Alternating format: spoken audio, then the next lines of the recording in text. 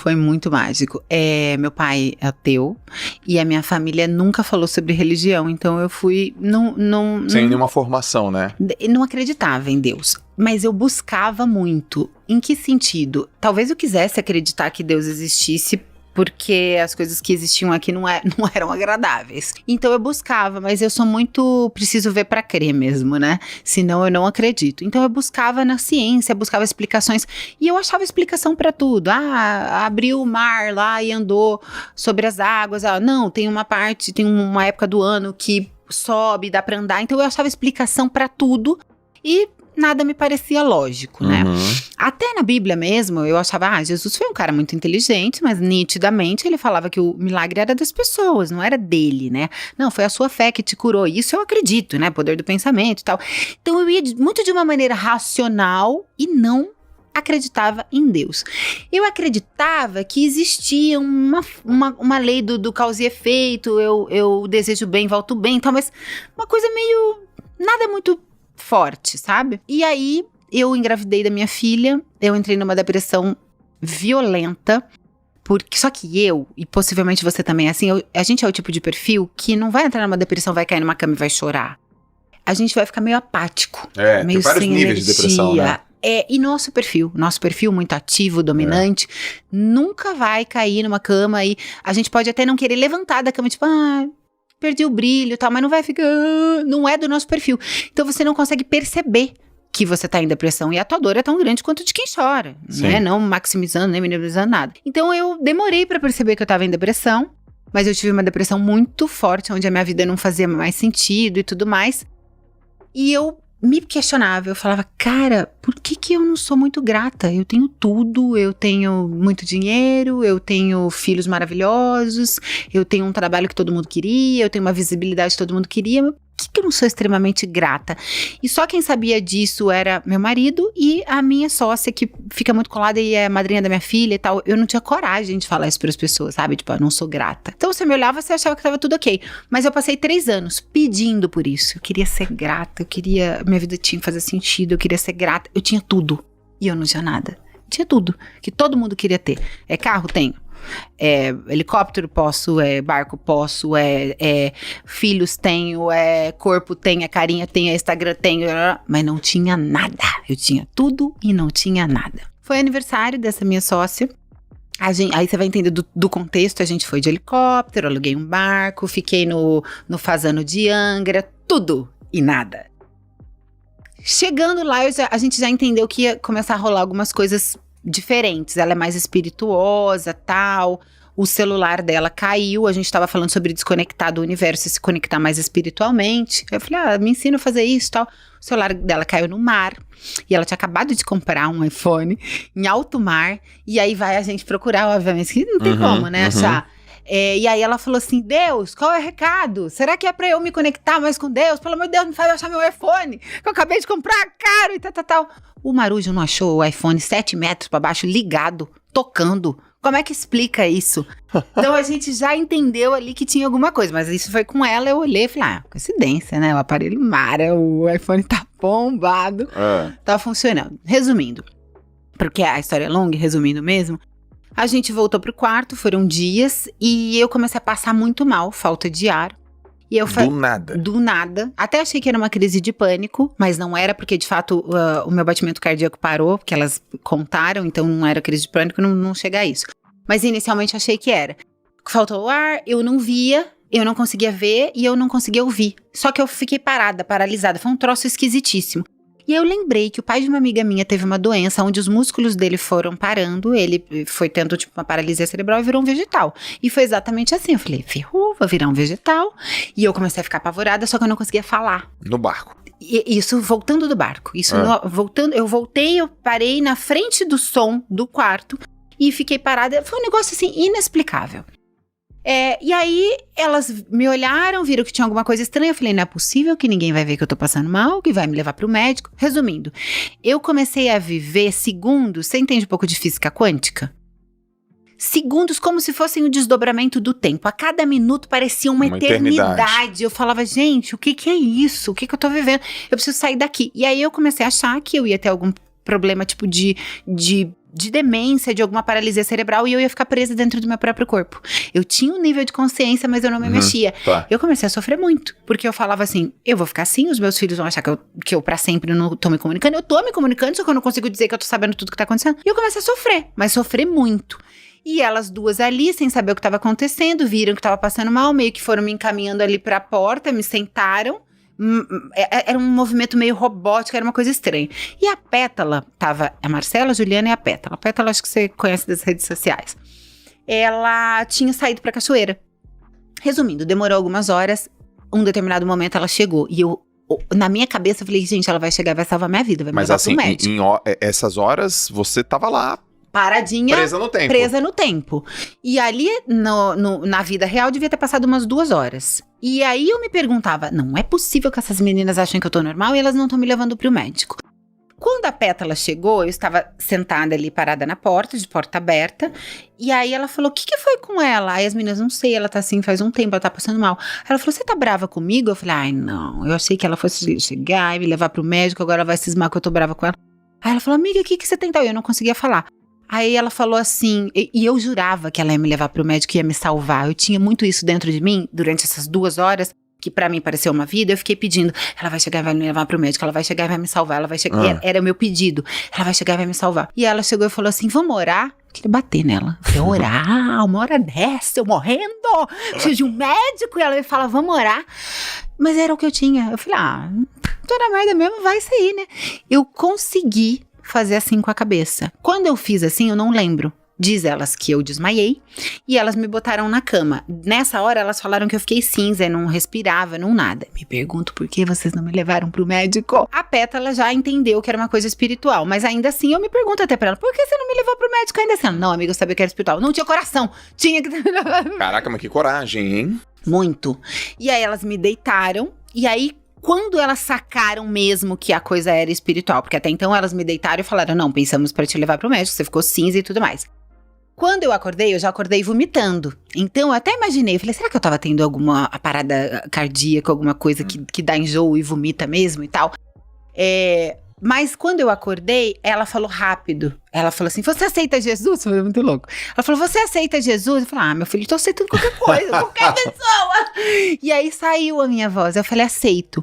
Quando eu falei aceito no desespero, tá? Porque eu falei, eu vou morrer, eu tenho que aceitar, não tem opção. Ela botou os 2 joelhos no chão, todas as luzes, eu falo o nome que é para as pessoas poderem ligar se elas quiserem, do Fazano de Angra, estouraram. Fez tuf, foi um apagão assim, na hora que ela falou, você aceita Jesus? Pra mim, teria que ser algo físico. Aí elas gritaram, que foi um susto, né? Aí eu falei, não, eu acho que o tal de Jesus deve acontecer, deve existir mesmo. Resumindo, foram 15 horas de muita luta, vomitei, passei mal, 15 horas. Eu nunca passei tão mal em toda a minha vida, foi uma luta.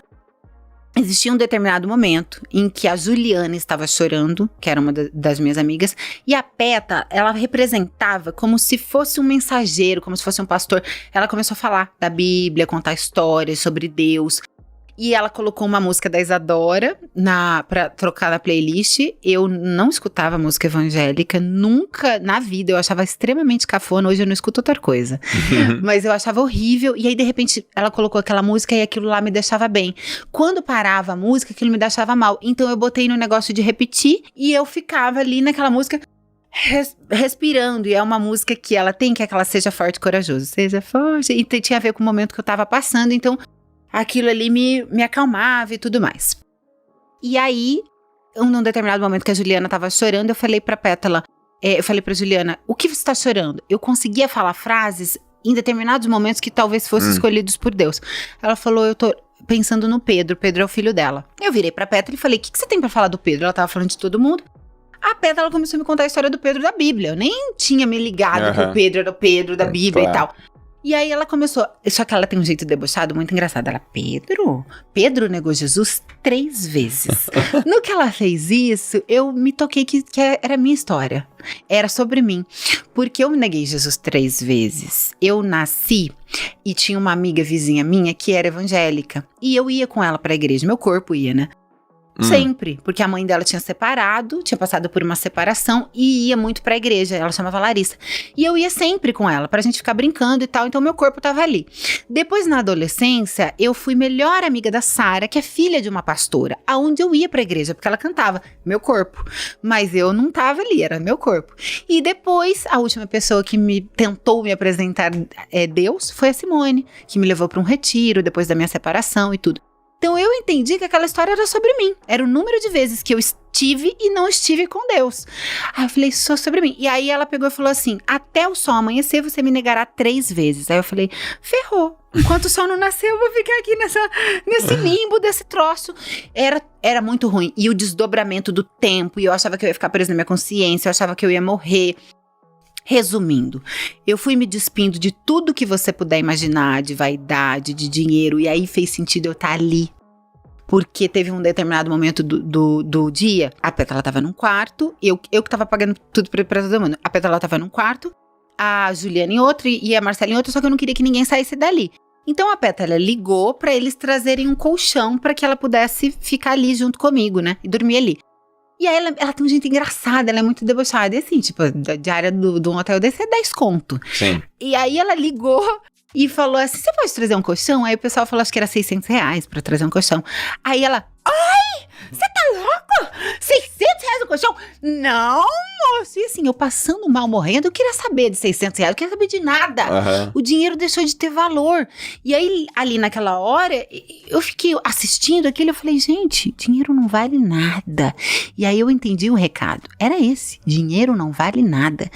Mas ao mesmo tempo, Deus é tão bom que ele me mostrou o significado e a importância sem tirar a importância.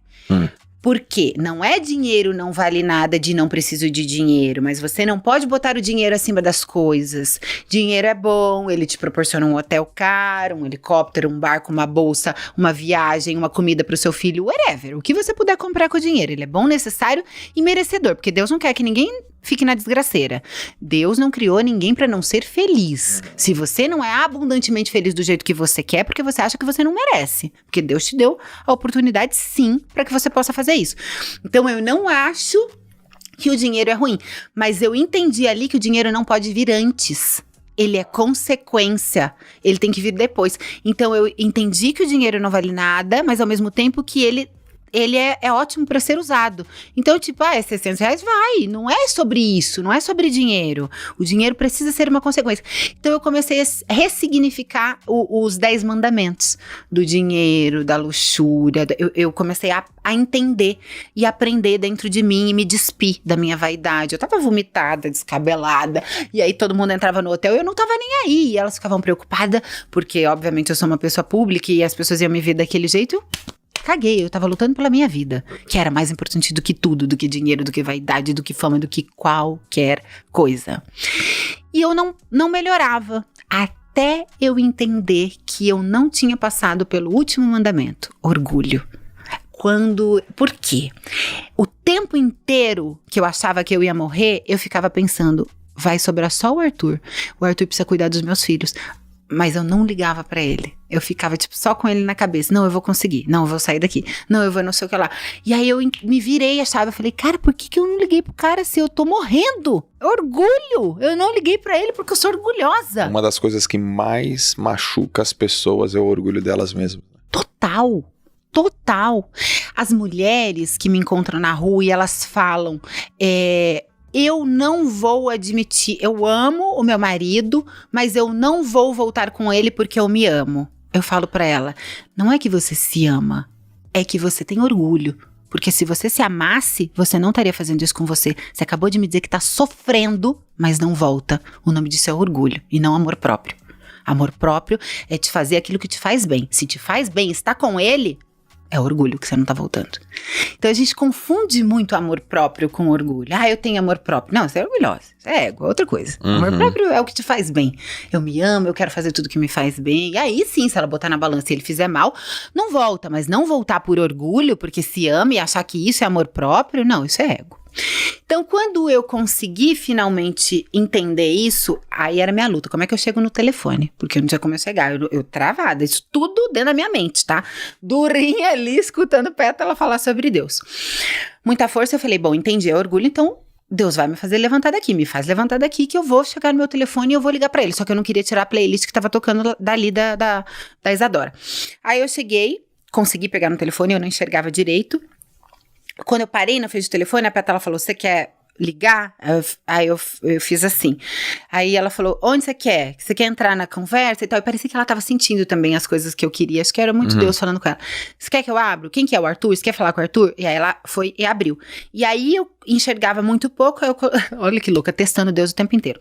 Bom, se Deus existe, agora ele vai responder minhas perguntas. Do nada, 3 da manhã eu mando pra ele. Oi, quem te fez? Pro Arthur?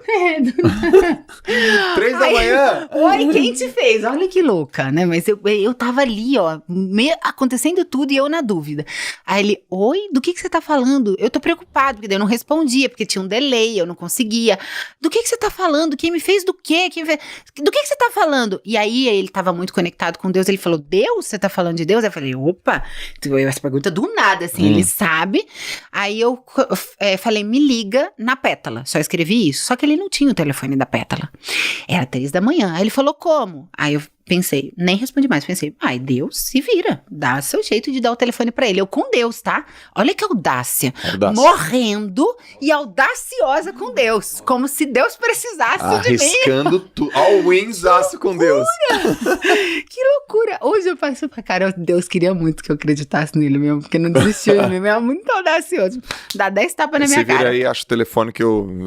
Que eu vou passar mal aqui mais um pouquinho, senão me leva. Deixa eu ficar na 16ª hora passando mal aqui. E aí, olha que louco, ele tinha um grupo de pastores, onde uma pessoa bombou ali no grupo, falou no grupo, ele se tocou que aquela pessoa tinha o telefone da Pétala, ligou pra Pétala, coisa de Deus. E aí eu não conseguia falar, aí a Pétala explicou, ó, tá passando mal, assim, babá, ele falou, eu tô indo pra aí. Quando ele falou, eu tô indo pra aí, eu falei, não tem como, ele vai pegar o carro e vai vir pra Angra, de São Paulo, vai bater o carro, vai correr, e aí já me veio toda a desgraceira, aí eu falei, não vem. Aí ele falou, eu vou, você tá passando mal, eu vou.